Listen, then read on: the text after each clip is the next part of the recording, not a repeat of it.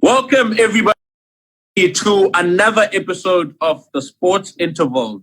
This week, we've got a brand new guest, Babalwa Latsha, a Springbok, the tarred-head prop, and she'll be joining us amongst my guest list. We still have our usuals, Vuyo Zangqa, ex-Springbok Sevens. We've got Mjikeliso, who's a journalist with News 24. We've got Toby Mdaka, former ex-Springbok Sevens player as well. Gentlemen, welcome. And lady, a rose amongst the thorns. Welcome, guys. Thank you for having me, Phila. Fantastic. Guys, we're not going to waste any time, as usual. We're going to go straight into it. Babalwa, you knew on our show, there's a pandemic, obviously, that has halted a lot of rugby currently. So, and you guys are meant to be preparing for World Cup rugby, which is 2021. I mean, that has halted a lot of your guys' plans. I mean, how's it been for you and personally and for your plans for 2021 World Cup? I think, like you said, man, it's a difficult time. I think it's most things are quite unfamiliar currently because we've never had to, to put our sports on hold for something like this, especially at such a critical time, like preparing for a World Cup. But I think, we have some kind of aids to help us in doing that, but it'll never be the same in terms of where you're at home, you're training on your own, compared to when you're in camp and you have access to most things. But I think we're working with what we have currently. And you may or may not know that we were meant to play Africa Cup Championship in about next month or something like that. But all of that has been sort of scrapped. So, it's a tough time, man. It's a tough time. We're struggling. That's no secret. But, we're working with what we have. And most of the plans, including that of mine, were cancelled or had to be cut short to because that I had to return from my, international club earlier this year because of that. But, it is what it is, man. We work with what we have. Yeah, man. You speak about your international club, which was in Spain. What was that experience for you? I mean, first, you're one of the first few ladies who've gotten a contract overseas, which is not a normal thing, if I may call it that. I mean, how was that experience for you to move into another country and play rugby there? Well, it was a lot of fun, really, quite exciting. I've learned quite a bit as well. It was very different, I mean, you take Umna, who is all in all a Mosho girl, suddenly you throw me out to be chowing on snails and stuff like that. So it was it was a great adjustment or a time for me to adjust and just, but overall it was great fun. I had a great time over there. And I really hope that, more of these opportunities can come up, for the rest of the other girls here in South Africa. Learned any Spanish? Yeah. It's shaky. It's shaky. Give me another 6 months over there. I'll be able to actually have a good conversation.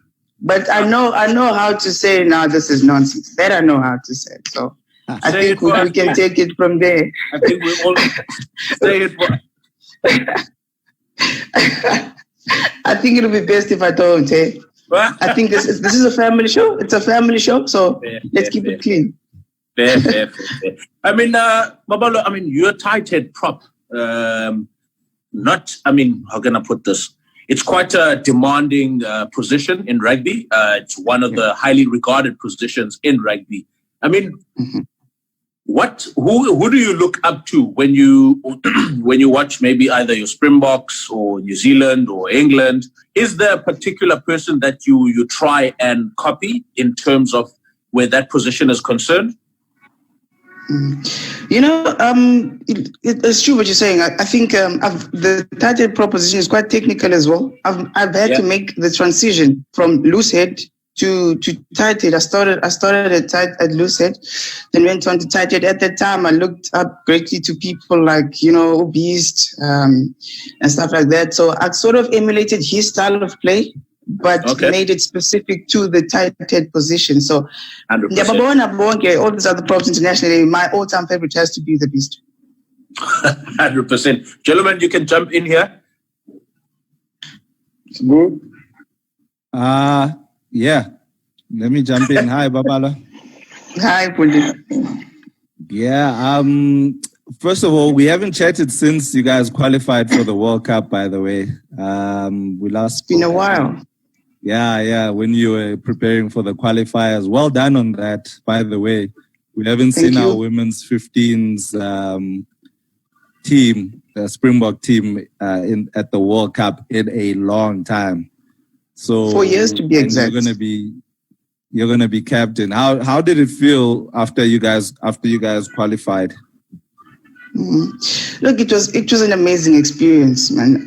Overwhelming, but overall it was amazing because at that time for me it actually dawned on me the fact that we are representing something far greater than just the game of rugby or just the Springboks. It's something that is meant to be, some kind of a beacon of hope to a young girl aspiring to play for the Springboks. You know what I mean? Because qualifying for a World Cup and ultimately heading to one, I think that, and actually being in a position to be able to lead the pack heading out at that particular time, it's a real honor. It's a real honor. Yeah, and the one of the interesting things is the captains of the women's Springboks. They're very, very strong women, like big personalities. Nomsebenzi before, Mandisa Williams. Now yourself. Do you see any similarities between you and the previous ladies captains? Yeah, I do actually. I think that all of them possess great leadership qualities. I think they are very strong-willed women who were hard runners in their time. They're similar to myself, I'd like to think. And but overall, I think the common factor between the three of us is that we love rugby, we love the Springboks, and we want what is best for our brand, the Springbok women's brand of rugby. Just domestically, it seems like the women's game is just dominated in the Eastern Cape and Western Cape of the country, Western Province and border, more specifically. Mm-hmm. EP has kind of dropped off a little bit. I don't know what happened to EP. I should ask Nomsebenzi about that because they used to be strong as well. What are those? Is it six finals between Western Province and border? Last 6 or last 5? What are those like? Last 5. Last 5, ne? Yeah. What are those like? What are those rivalries like when you playing border and rugby border yathandwa? Yeah, I think it's no doubt. I think that Eastern Cape is literally, and Western Cape, of course, is the hub of where quality players are found. Even back in the day, you look at Joseph Mandisa Williams. She's from a border. Currently we have Olusanda Dumke, who are currently in the 7th setup. She is from border, and then you have myself, who is from Western Province. So when we do clash, it's always a strong rivalry, because it's almost a given that the final will be between border and Western Province, and yeah, it's always tough. I think border is always a worthy opponent to battle it out against. It's just a pity that those finals aren't really given that much of a platform in terms of having people come out and watch and just enjoy a great game of rugby. I think it should be up there among the top top finals because that's the quality of players that are there, of teams, because so won la title, and this season we were looking to make it the fourth consecutive win for Western Province. So once things get back to normal, I think that Western Province and Border have unfinished business. All right. We're gonna hold that thought right there, Babalwa. Now we just want to move on to our second segment of the show, where Usbu has been quite vocal in the past couple of weeks. We've been talking deadline, we've been talking who's going where, and we've been talking a lot about the new signings and the people that have left certain clubs around South Africa. But first things first, there's a very important article that came out during the week. Joseph Dweba had some scathing remarks or things to say about his former club, the Cheetahs. He said basically that he was given an SHIT contract. Toby, as a former player, are players allowed to say such things to the media publicly and openly like that? Phila, players can say whatever they want at the end of the day. No one can block you from saying what you want to say. Obviously, Joseph was feeling, hard done by the Cheetahs. He went into the media platform and basically just split out his frustrations. I think for me, if you put it in a way, there wasn't completely something wrong with what he said. It's almost like the way he said it. He needed, to find a better way to take it out. But the platform was okay. It's the way he went about it, the language he used, everything just completely went sideways from the get-go. He could have said what he wanted to say, but just chosen his words, better and correctly, because now a lot of this is going to carry weight, and it's going to drag him down in the long run. Jeez, I mean, we all know that he's leaving for Bordeaux. Maybe that's one of the reasons that he felt like, you know what, I've already signed on the dotted line with Bordeaux. I've got nothing else to give back in South Africa. Smoo, I mean, your thoughts as a journalist in this situation. Do you guys go for such content, if I may call it? Smoo loves this type of content, but yeah. No, look, I when I read that that story, Ska Joseph. Can you guys hear me? Yeah. Yeah. When I read that story, Ska Joseph, in that website, I was a little like shell shocked because, as a journalist, guys tell you those kind of things, nah? Yeah. It's up to you to not sell the guy down the river. You understand? Absolutely. Because you know what he's trying to say, but sometimes guys can't articulate themselves in a way that's not going to hurt them in the long run. Like to say things like shitty contract, excuse my language, referring to your former employer in any job, that looks very bad on you. And even the guys that are employing you, taking him in Bordeaux, they'll be a little taken aback, like, oh, wow, this guy has this kind of attitude when he's leaving his previous employer. So the thing is, he was talking to international guys who would not necessarily have as much care about people's reputations in South Africa. Yeah. So a South African journalist, for instance, will know that Dweba is like shooting bullets from the hip. But they'll understand as well that Dweba, you're not in a position when you haven't played a single Springbok game to sort of burn the bridges. So we will massage what you've said without distorting the meaning, but we will massage it on your behalf so that you don't sink yourself down the river. Because you must understand that interview it's a two-way street, right? You're also doing me a favor by granting me that interview, because I get a story at the end of the day. Yeah. I get a byline. I get to appease my editor. I get to appease my readers. Yeah. So I owe it to you to make sure that I don't make you look like an absolute a-hole, unless you say, I don't care how this comes out.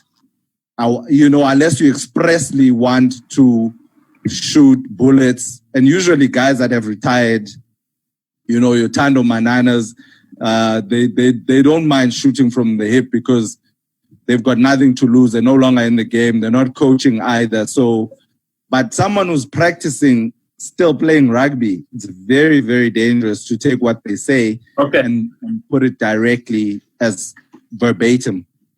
Okay. I just want to ask one more question about this Dweba situation. Just before you finish. Sorry, before you finish. I just want to jump on what Usbu is saying. So the most important thing is that I think for me, as a player, any player, you do not discuss money and contracts while you're still busy with the game, while you're still playing the game.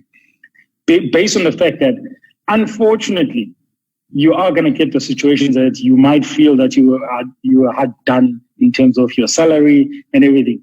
And especially with performance comes that perception that you should be getting paid more. At the end of the day, there's always a winner and there's always a loser in the situation. Before Chida signed Dweba, it probably would have been simple. It would have been, this is your contract, and he accepted because he was fighting for the number 2 jersey. Yeah. Got the number 2 jersey, got the player of the Currie Cup. Then all of a sudden he wants more money. The company doesn't want to give him more money because they already have him signed. So it's a question of now, does a player leave? Doesn't he leave? What does he say? What does he do? So for me, the most importantly, I don't think any player should be discussing when it comes to contract about money issues. They should be discussing opportunities. And obviously, like Sbu said, your previous employer, the only thing you should be doing is praising them for the amount of opportunity they've given you. Because at the end of the day, that goes well too with the person that you are. And then with your future employee, the only thing you want is the opportunity. It's never about money. It's about opportunities. How much you're looking forward to working hard. How much? And the money will come. Yeah, and the money will come. And that is why when you then leave rugby, I mean, by all means, when you leave rugby, because then you can talk about those things, you can discuss them. Because now, if you look at now the situation, obviously there was almost like a correction of the story that came out to say that it's not the words, it was misinterpreted. But at the end of the day, it's already done the damage. Damage is done. Yeah. So now the question is, who's going to select him? Is he going to get selected for the Springboks? Is he going to go to Bordeaux? And now in Bordeaux, the current employer will be worried about this now, thinking that he owns this has arrived, and then play him ahead of the local boys. So it's going to be tough. I don't know. Obviously, I'm not sure at what state is happening with the Dweba issue. But I mean, for me, I just felt sorry for him the moment I read that. Going back to my initial question that I wanted to ask, did he have a point at the end of the day? Because I mean, for years and years, I mean, we've discussed this, maybe not on camera, obviously, but this has been an ongoing discussion for years amongst black people at the end of the day. And for longest time, people have been complaining about not being paid the salaries that they are due. I mean, did he have a point? Because at the end of the day, we can scream and shout, yes, shouldn't have done this, we're not in his shoes at the end of the day. We don't know if this guy was actually managing to feed himself on a day-to-day basis. We don't know if this guy was managing to keep the lights on at his house on a day-to-day basis. So we don't, some of his struggles, we don't know. We don't know how true the article could have portrayed him. We don't know. Basically, we don't know a lot about him, but at the same time, the article has portrayed him as this guy who doesn't give a damn, and this guy who basically couldn't care less about the cheaters and Rory Duncan at the end of the day. Smooth. Nah, Toby, I think you should chime in on this one. Yeah, you know, Phila. For me, I honestly believe he did have a point. Like I mentioned earlier, the only issue for me was the way he said what he said. The point is there's always going to be an issue on black players getting paid less than white players. That's not going to go away anytime soon. It's been there for years, and it's going to continue going that route for a while. I don't see it changing anytime soon, like I said. So for me, the only issue I had was the way he went about it. Like you've just said now, we don't know his situation. For me, he could have been eating from the bin, you know what I'm saying? He didn't have to go out and almost, stamp on his former employee and almost, wreck anything that going back for him to South Africa is going to be an issue.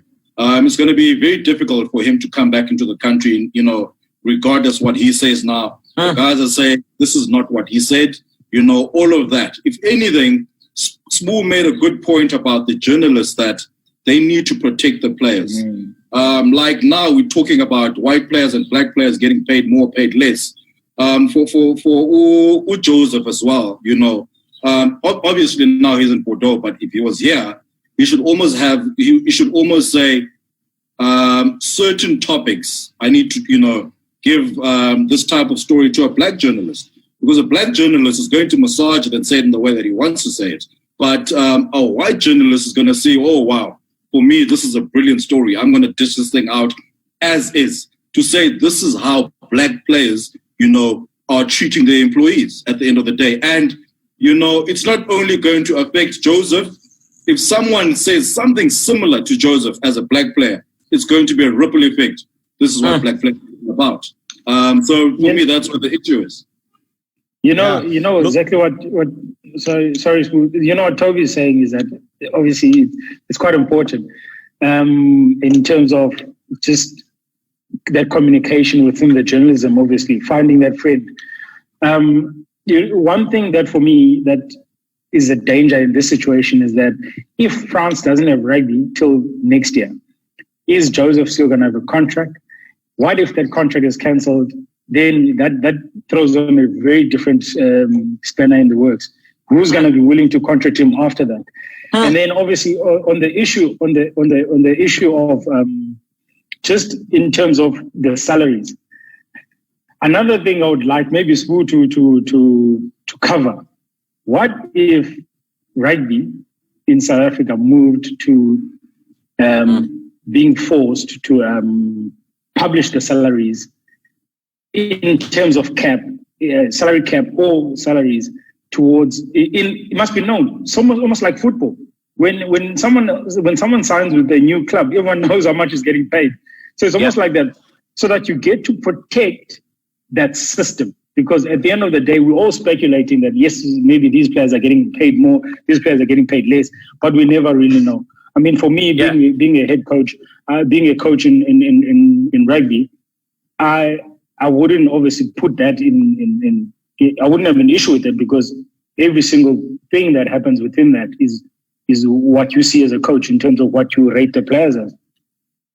Yeah, I think the challenge there, I agree with you, Bro Vic, in that, yes, we'd love more transparency, but there's a lot of back dealing in rugby, as you would know. So none of the unions will ever vote that into policy. They will never want it. And I want to also throw something to Babalwa here as well, because if they start seeing the discrepancy between what the women are earning versus what the men are earning, we know it's there, right? Once it becomes broad daylight and we know the extent of it, are our women's Springboks going to be happy, especially if they're going out there and they're getting the results like they're doing at the moment? Do you understand? So it doesn't only affect the men's game, it affects the women's game as well. And I'm sure, Babalwa, you can speak on that subject as well. But please don't burn your own bridges here as well. Yeah, I think the men and women debacle in terms of salaries is, at two different extremes. We almost don't have a salary unless we play.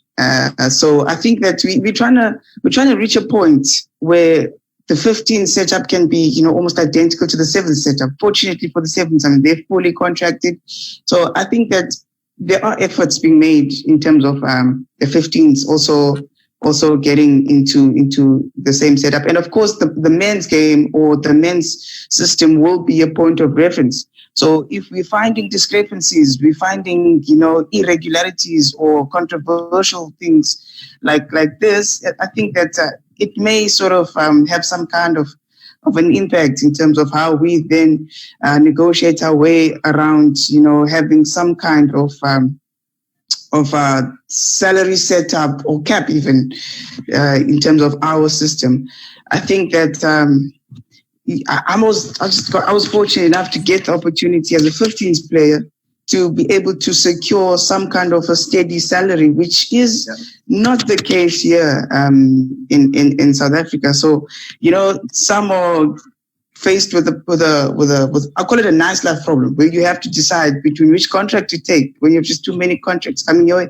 That is not the case with us. You take what is given to you because you have no other option. So I think it's high time that we start moving the conversation, or we start taking some significant strides, especially heading up to a World Cup, whereas South African Springboks or South African women's rugby, we can actually say, this is what we pay our Springbok. This is the direction we are taking in terms of making sure that they are constantly taken care of throughout the season. Because if you don't play, you literally have no income. So that then means you have to go work or find other means of income, which ultimately then affects the way in which you are able to train. Ultimately affects how you are able to perform on the field, which then ultimately affects your selection chances. So it kind of, the payment issue has a ripple effect on most things when it comes to our setup. Chief, hectic. As I was about to say, guys, for example, one of the things that sticked out in the past week or so is the fact that, I look at what Peter Steph du Toit was being offered with the overseas contract, and I looked at Umapimbi, what he was being offered in terms of overseas contract. These are two vastly different amounts in terms of salaries. But at the end of the day, I think it is what it is at the moment. I don't even know if Usia Kolisi, for example, is the most highly paid rugby player in the country. We don't know. And I think maybe some form of clarity, or some form of us being able to see what these players are getting as they do in football, as they would do in some other sports, So having an understanding of what the player value is, if people are winning World Cups and they're rejecting 11 million rand contracts from overseas, there has to be some sort of compensation in South Africa that says, okay, cool, you've now committed to us here in Durban, for example. Here's what we're going to offer you for the next year, because obviously this year is null and void. But next season, what are these guys going to be getting? Yeah, no, I wanted to just talk about what Babalwa was talking about in terms of the money, the difference in the money, of course. I think for us, we are ex-sevens players. Toby and I, Toby was testament to this. We never used to earn a lot of money compared to the 15 teams. But back in the days, we also made a deal. We said, you know what, we want to create headaches, we want to create problems. And I think that's where the girls can go in terms of they're creating the headache, creating the problems. If you start winning, if you start dominating rugby within your own code, then a lot of people will have to look out there. A lot of people will start talking, which is exactly what the Cricket SA, the women, have done. Hence now they're starting to be looked at as oil in terms of that money. And I think Babalwa is the captain of the team. She can also pitch that to the girls and say, listen, girls, we can't be complacent and then want more money. We need to start stepping up. We need to start, obviously, creating those headaches, creating those problems so that we bring the sponsors in. And I think that's the main thing, is that as an ex-Sevens player was part of that regime that didn't get a lot of money. And then all of a sudden, when I started coaching within the Sevens group, I saw the boys coming out of high school earning a lot of money, almost like close to what we were earning being the season campaigners. That was quite good to see. And I think it only starts with the team. It starts with the squad.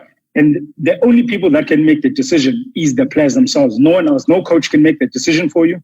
The coaches will coach, but if you guys put them under pressure, if you guys, as the girls decide this is what we want, then 100% you will start seeing that money come in.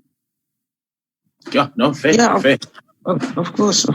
I think, sponsors and stuff want to back winning teams. And I think it also starts from there, with us. But I think that in order for us to be that winning team, we need assistance in order to build and head towards that type of a direction where we can actually say that, hey, we've done this and that, we've won this and that.